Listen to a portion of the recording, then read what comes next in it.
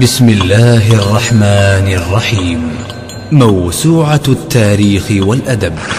وانا نويت اكتب حروف النقيت، حكم بالحفظ واسفارة تعبت وشريت، نصائح وعندي دليل اللي جزمت ورويته، عبر ودرب الخطا لازم بالاقدام ناطاه.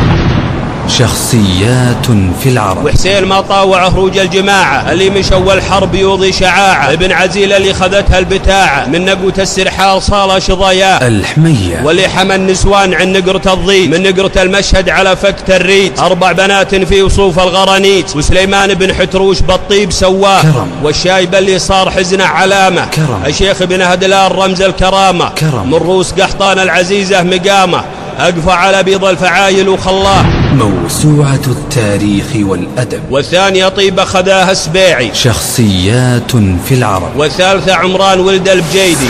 والرابعة طيبة لصبر المهادي. والخامسة شيلة خوي كسيري. واللي حمى النسوان عن نقرة الضيد. سلوم رجال. واللي عن الجارة عفيف اللساني. علوم رجال. وعزل من مثلي ذلوله تخليه.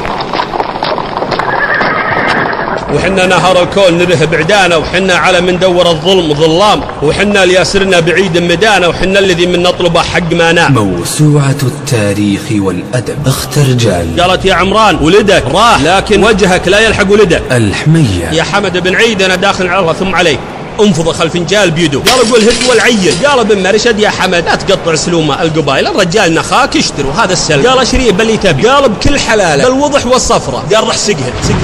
موسوعة التاريخ والأدب في جزيرة العرب. 100 رواية من أفضل الروايات التاريخية الموثقة للآباء والأجداد من جميع القبائل في مكارم الأخلاق. 75 شاعرا وشاعرة مع القصائد. 50 من أبيات الشعر التي سارت أمثالا على ألسنة الناس. أفضل الشعراء والقصائد ومراحل تطور الشعر في الجزيرة العربية. أغرب الروايات التي حدثت في جزيرة العرب.